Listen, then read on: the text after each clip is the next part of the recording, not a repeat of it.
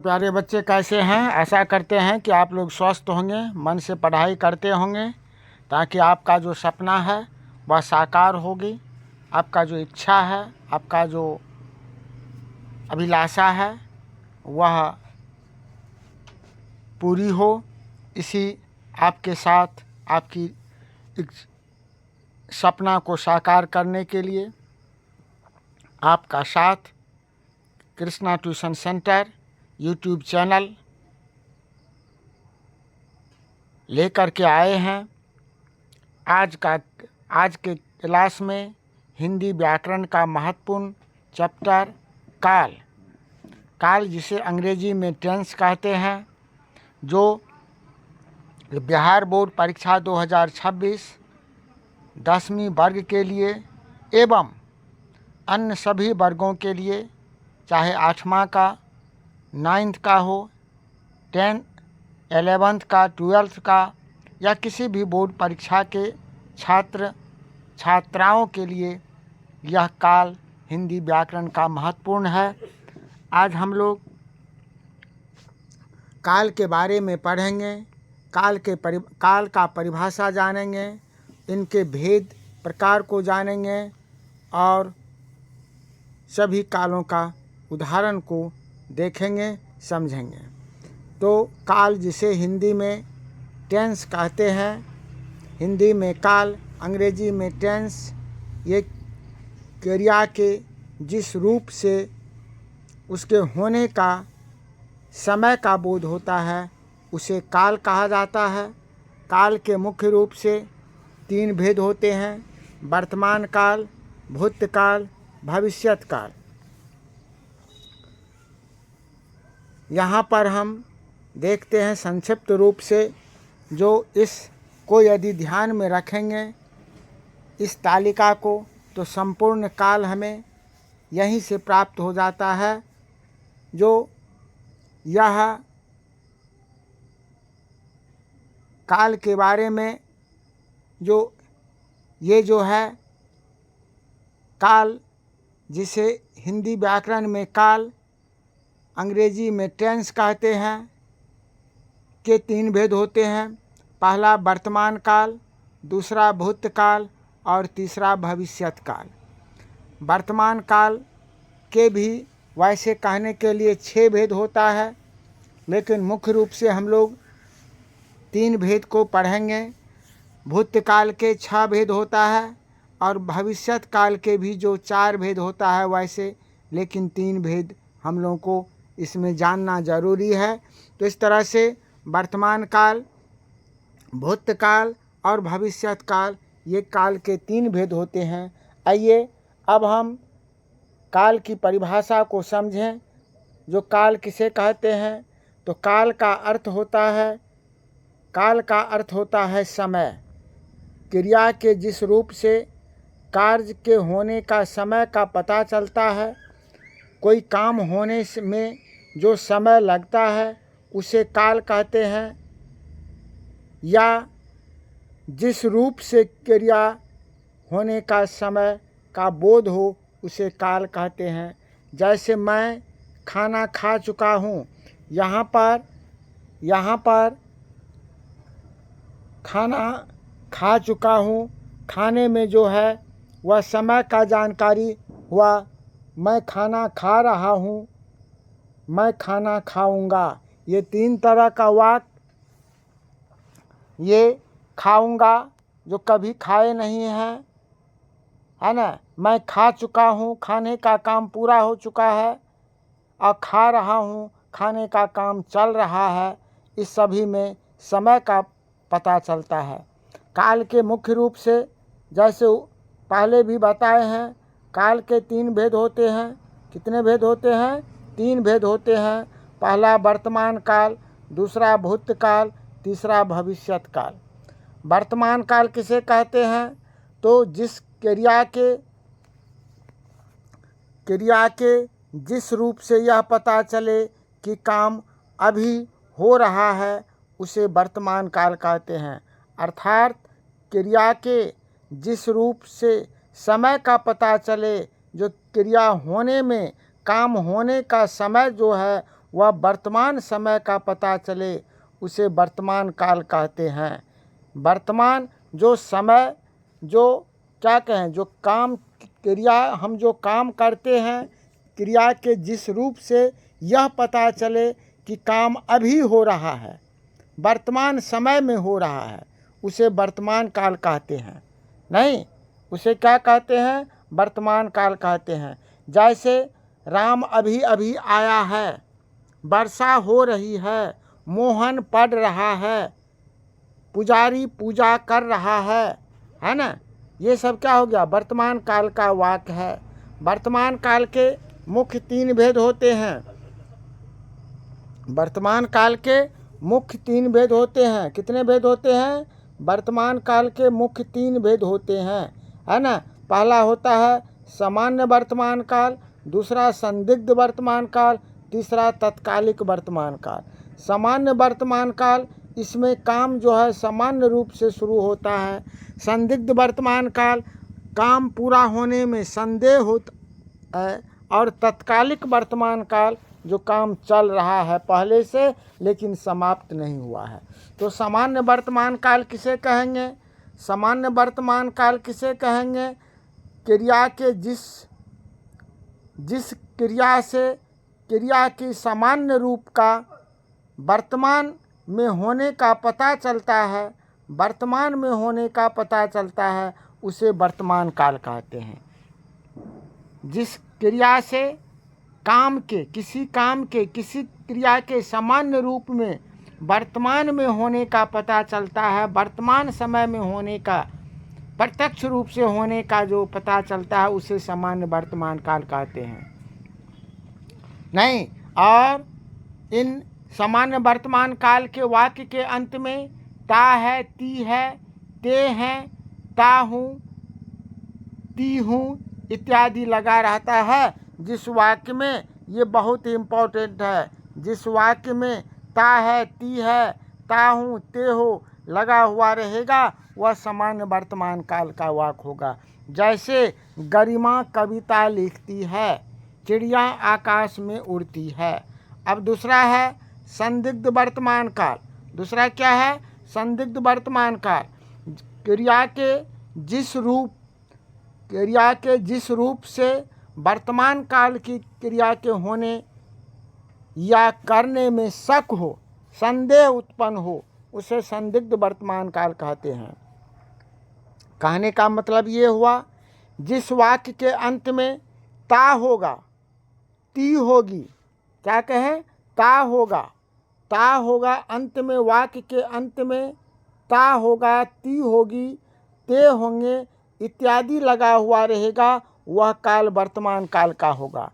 मतलब काम होने में, पूरा होने में संदेह होता है। जैसे माँ खाना बना रही होगी, इस वाक्य में रही होगी, माँ खाना बना रही होगी, तो खाना बनाने का कार्य को निश्चित रूप से नहीं कहा गया है, नहीं, उसमें संदेह है, इसीलिए यह संदिग्ध वर्तमान काल का वाक्य है। तीसरा हो गया तत्कालिक वर्तमान काल। तीसरा क्या हो गया? तत्कालिक वर्तमान काल, जो क्रिया के जिस रूप से यह पता चलता है कि कार्य वर्तमान में हो रहा है, उसे तत्कालिक वर्तमान काल कहते हैं। और इसमें पूर्णता का पता नहीं चलता है, कार्य की पूर्णता का पता नहीं चलता है, और वाक्य के अंत में रहा हूँ, रहे हो, रही है, ये लगा हुआ रहता है ना? जैसे मैं पढ़ रहा हूँ, वह पढ़ रहा है, राम जा रहा है, वह जा रहा है इत्यादि, इस तरह के सभी वाक्य तत्कालिक वर्तमान काल हुआ। तो हिंदी में, व्याकरण में, ये काल में हम देखें अभी तक जो काल के 3 भेद होते हैं, वर्तमान काल, भूतकाल, भविष्यत काल, जिसमें वर्तमान काल को पढ़े, जो वर्तमान काल के मुख्य 3 भेद होते हैं, सामान्य वर्तमान काल, संदिग्ध वर्तमान काल और तत्कालिक वर्तमान काल। उसके बाद हम देखेंगे भविष्यत काल। क्या देखेंगे? भूतकाल। कौन काल देखेंगे? भूतकाल। भूतकाल, जो भूतकाल, मतलब बीते हुए समय को। क्रिया के भूतकाल में क्या कहेंगे? जो बीते हुए समय को, क्रिया के जिस रूप में बीते हुए समय का बोध होता है उसे हम भूतकाल कहते हैं। इसके पहचान के लिए वाक्य के अंत में था, थे, थी इत्यादि लगा हुआ रहता है। जैसे देखिए, रमेश पटना गया था, पढ़ने पहले मैं लखनऊ में पढ़ता था, राम ने रावण का वध किया था। इस तरह के वाक्य जो होता है वह भूतकाल का होता है। भूतकाल के प्रकार, भूतकाल के 6 भेद होते हैं। कितने प्रकार के होते हैं? 6 भेद होते हैं। पहला सामान्य भूतकाल, दूसरा आसन्न भूतकाल, तीसरा अपूर्ण भूतकाल, नहीं, अपूर्ण भूतकाल, संदिग्ध भूतकाल और हेतु मध्य भूतकाल। तो सामान्य भूतकाल किसे कहेंगे? जब क्रिया के होने में की समाप्ति, जब क्रिया के होने की समाप्ति सामान्य रूप से बीते हुए समय में होती है उसे सामान्य भूतकाल कहते हैं। और ऐसे वाक्य के अंत में आ, ई, ए, था, थे, थी इत्यादि लगा हुआ रहता है सामान्य भूतकाल के अंक में। जैसे नेताजी ने भाषण दिया, अकबर ने पुस्तक पढ़ी, कुसुम घर गई, ये सब हो गया सामान्य भूतकाल का। दूसरा होता है आसन्न भूतकाल। आसन्न का अर्थ होता है निकट। आसन्न का अर्थ क्या होता है? निकट। तो जिस क्रिया में, जिस क्रिया के अभी अभी या निकट के भूतकाल में पूरा होने का पता चले उसे आसन्न भूतकाल कहते हैं। अर्थात क्रिया के जिस रूप से हमें यह पता चले कि क्रिया अभी कुछ समय पहले ही पूरा हुई है, पूर्ण हो गई है, उसे आसन्न भूतकाल कहते हैं। जैसे मैंने आम खाया, मैं अभी सोकर उठी हूँ, है ना, ये आसन्न भूतकाल का है। दूसरा होता है, तीसरा पूर्ण भूतकाल। नाम से ही है क्या? पूर्ण भूतकाल। जो क्रिया के जिस रूप से यह पता चले कि कार्य निश्चित समय में, कार्य निश्चित किए गए समय से पहले पूरा हो चुका था, उसे पूर्ण भूतकाल कहते हैं। और पूर्ण भूतकाल के वाक्य के अंत में था, थे, थी या चुका था, चुकी थी, या था, ये थी इत्यादि लगा हुआ रहता है। जैसे वरुण ने कहानी लिखी थी, राम ने खाना बनाया था, हम घूमने गए थे। नहीं, यह समय, यह काम निश्चित समय से पहले पूरा हो चुका है, तो ये हो गया कौन काल? पूर्ण भूतकाल। तीसरा होता है अपूर्ण भूतकाल। क्रिया के जिस रूप से यह पता चले कि कार्य पूर्ण भूतकाल में पूरा नहीं हुआ है। पूर्ण भूतकाल में कार्य जो है भूतकाल में पूरा नहीं हुआ है। क्रिया के जिस रूप से यह पता चलता है कि काम भूतकाल में पूरा नहीं हुआ था, उसे अपूर्ण भूतकाल कहते हैं। अर्थात क्रिया के जिस रूप से कार्य के भूतकाल में शुरू होने से पहले पता चले लेकिन खत्म होने का पता नहीं चले, उसे अपूर्ण भूतकाल कहते हैं। अर्थात इस वाक्य के जिस वाक्य के अंत में रहा था, रही थी, रहे थे इत्यादि लगा हुआ रहेगा, वह अपूर्ण भूतकाल हुआ।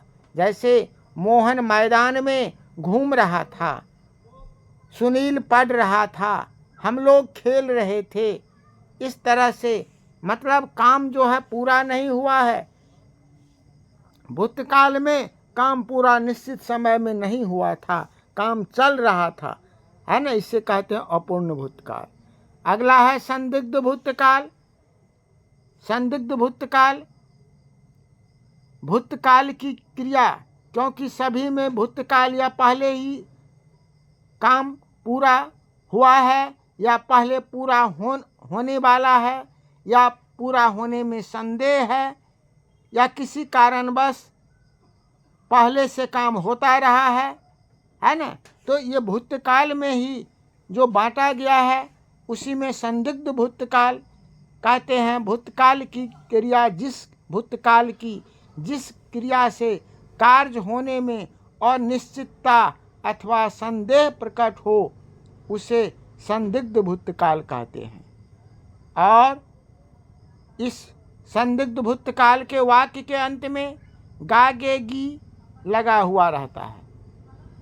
जैसे तू गाया होगा, बस छूट गई होगी, दुकानें बंद हो चुकी होगी, पिताजी आ चुके होंगे, माँ खाना बना चुकी होगी। पूर्णतः यह जो है कन्फर्म नहीं है, निश्चिंत नहीं है, या ये नहीं होता है कि काम पूरा हो चुका है, उसमें संदेह है सभी में। तो ये हो गया संदिग्ध भूतकाल। अंतिम है हेतु मध्य भूतकाल। हेतु मध्य भूतकाल। हेतु का अर्थ होता है कारण, जहाँ भूतकाल में किसी कार्य के न हो सकने का, नहीं होने का कारण के साथ दो वाक्य को एक साथ दो वाक्यों में दिया गया हो, वहाँ हेतु मध्य भूतकाल होता है। इससे यह पता चलता है कि क्रिया भूतकाल में होने वाली थी, लेकिन किसी कारणवश वह नहीं हो सका, उसे हेतु मध्य भूतकाल कहते हैं। जैसे यदि वर्षा होती तो फसल अच्छी होती, यदि मैं आता तो वह चला जाता, यदि श्याम ने पत्र लिखा होता तो वह अवश्य आता। इस तरह से ये भूतकाल के ये छह भेद होते हैं। हेतु मत नहीं, छह भेद को हम छहों प्रकार के उदाहरण को, छह प्रकार के भेद को हम जाने, समझें, पढ़ें। अब देखेंगे भविष्यत काल। तीसरा होता है भविष्यत काल, है ना। ये भविष्य काल, जो भविष्य में होने वाली क्रिया को भविष्यत काल कहते हैं। नहीं, और इस वाक्य के अंत में गागेगी लगा हुआ रहता है। क्या रहता है? गागेगी, उसे भविष्यत काल कहते हैं। जैसे मैं कल घर जाऊंगा, नहीं, तो भविष्यत काल दो प्रकार के होते हैं। भविष्यत काल कितने प्रकार के? मुख्य रूप से दो प्रकार के, समान भविष्यत काल, संभाव्य भविष्यत काल। समान भविष्यत काल कहते हैं क्रिया के जिस रूप से क्रिया के सामान्य रूप का भविष्य में होने का पता चले, उसे सामान्य भविष्यत काल कहते हैं। क्रिया के जिस रूप से क्रिया के सामान्य रूप का भविष्य में होने का पता चले, उसे सामान्य भविष्य काल कहते हैं। अर्थात जिन शब्दों, वाक्य के शब्दों के अंत में एगा, एगी, एगे इत्यादि लगा हुआ रहेगा, उसे सामान्य भविष्यत काल कहते हैं। जैसे वह खाना खाएगी, एगी हो गया। बच्चे खेलने जाएंगे, एंगे। वह घर जाएगा, एगा। दीपक अखबार बेचेगा, ये सामान्य भविष्यत काल हुआ। दूसरा संभाव्य भविष्यत काल, क्रिया के जिस रूप से आगे कार्य होने या करने की संभावना का पता चले, उसे संभाव्य भविष्यत काल कहते हैं। जिसमें क्रियाओं का निश्चितता का पता नहीं चलता है, इसमें भविष्य में किसी कार्य के होने की संभावना होती है। जैसे हम कह सकते हैं शायद चोर पकड़ा जाए, परीक्षा में शायद मुझे अच्छे अंक प्राप्त हो सकता है, नहीं प्राप्त हो सकता है मैं कल पटना जाऊं। तो इन सभी वाक्यों में भविष्य में होने की संभावना है। ये पूर्ण रूप से होगी ऐसा निश्चित नहीं हुआ, जो भविष्य में ऐसा होगा ही, लेकिन संभावनाएं व्यक्त की जा सकती है। तो इस तरह से हम लोग तीनों काल को पढ़ें, तीनों काल के प्रकार को जानें, सभी का उदाहरण के साथ परिभाषा देखें। अब आइए इस काल से संबंधित कुछ महत्वपूर्ण ऑब्जेक्टिव प्रश्न है, उसको हम लोग देखते हैं, जो कैसे परीक्षा में पूछा जाता है, किस तरह से पूछा जाएगा और उसका सही जवाब क्या होगा, है ना। तो ये बहु वैकल्पिक लघुत्तरीय प्रश्न रहेगा वस्तुनिष्ठ प्रश्न के रूप में। जैसे क्रिया का वह रूप जिससे उसके चल रहे समय में होने का पता चले उसे कौन काल कहते हैं, तो वर्तमान काल कहते हैं। नहीं, जो समान समय में चल रहा है। दूसरा पूर्ण भूतकाल, उस काल को कहते हैं जिसमें क्रिया बहुत पहले पूर्ण होने की संभावना का पता चलता है ना, उसे कहा जाता है। काल के कितने प्रकार होते हैं, तो हम लोग पढ़े हैं काल के 3 प्रकार होते हैं, वर्तमान काल, भूतकाल, भविष्यत काल। जब कोई क्रिया हो चुकी है तो उसे क्या कहते हैं, भूतकाल कहते हैं। वर्तमान काल उस काल को कहते हैं जिसमें जब कार्य चल रहा होता है उसे वर्तमान काल कहते हैं। ठीक है। अगला क्या है, अगला प्रश्न क्या है, अगला प्रश्न है जो शायद वह पास हो जाए, किस काल में यह है, शायद वह पास हो जाए। संभाव्य भविष्यत है कि भूतकाल है, तो संभाव्य है ना, ये संभावना व्यक्त करते हैं, ये क्या करते हैं, संभावना व्यक्त करते हैं, तो ये संभाव्य भविष्यत काल हुआ।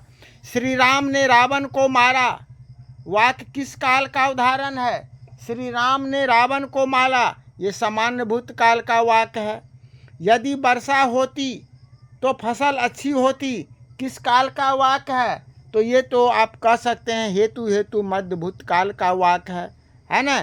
तो इस तरह से हम लोग आज ये 10 प्रश्न को देखें, है ना, 10 प्रश्न को देखें और इनमें वो 7 छूट गया था ना। ठीक है, चलिए इसी तरह से बताइए। इनमें आसन्न भूतकाल का उदाहरण कौन है, आसन्न भूतकाल का उदाहरण कौन है, मैं अभी सोकर उठी हूँ, ये है इसका।